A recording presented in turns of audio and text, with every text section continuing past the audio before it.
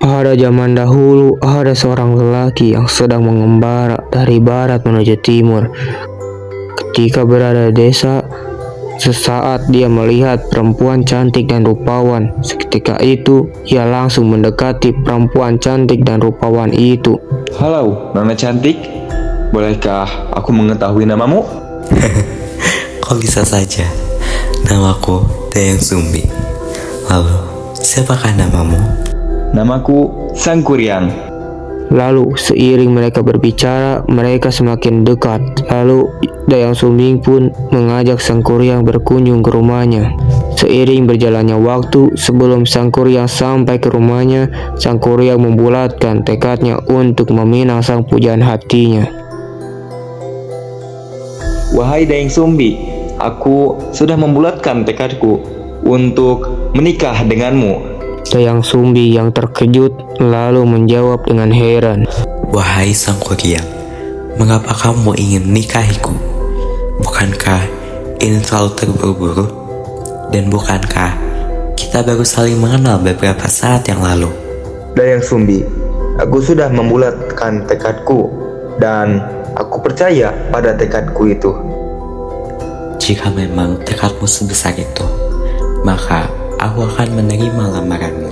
Akan tetapi, aku ingin menguji tekadmu dengan satu permintaan, yaitu kamu harus membuat sebuah kapal dengan satu malam saja, dan batas waktumu sebelum matahari terbit. Wahai Dayang, jika itu permintaanmu, maka akan aku kerjakan. Saat Sang Kuryang mendengar jawaban sang pujaan hati, seketika itu Sang Kuryang pergi dengan semangat untuk membuat kapal sesuai dengan permintaan sang pujaan hati. Akan tetapi saat Sang Kuryang pergi, Dayang Sumbing melihat jika Sang Kuryang memiliki tanda luka yang sama dengan anaknya terdahulu. Seketika Dayang Sumbing kebingungan bagaimana jika Sang Kuryang benar anaknya dan berhasil menikahinya. Aduh, bagaimana ini? Aku harus cepat menghentikan Sang Kuryang. Di lain sisi, Sang Kuryang bingung bagaimana cara membuat kapal dengan hanya satu malam saja. Bagaimana caranya? Aku dapat membuat kapal yang sangat besar dalam satu malam. Di saat kebingungan itu, muncullah satu jin yang bisa mengabulkan semua permintaan. Wahai anak muda, apa keluhanmu? Dirimu terlihat kebingungan. Wahai jin, aku sedang kebingungan. Bagaimana bisa aku membuat kapal yang sangat besar dengan satu malam saja?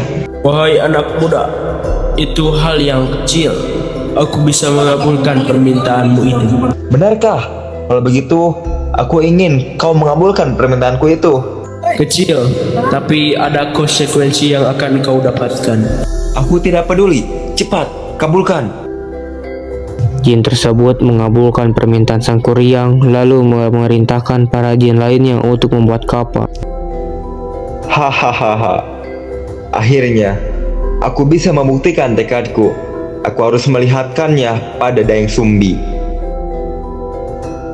Sang Kuryang bergegas menuju Dayang Sumbing untuk memperlihatkan hasil buatannya. Akan tetapi yang tidak diketahui oleh Sang Kuryang bahwa dia melewati batas waktu pengerjaannya. Wahai Dayang Sumbi, aku telah menyelesaikan tugasku.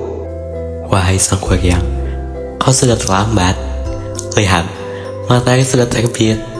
Tapi, Dayang Sumbi, aku telah menyelesaikan tugasku itu. Sudahlah Sang Kuryang, sepertinya tekadmu itu memang tidak nyata. Sang Kuryang yang marah lalu datang menuju kapal dan menendang kapal buatannya.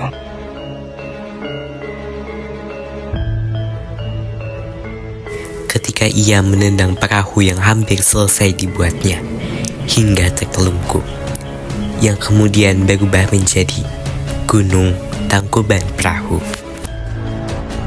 Begitulah akhir kisah dari cerita Sang Kuryang, legenda Gunung Tangkuban Perahu.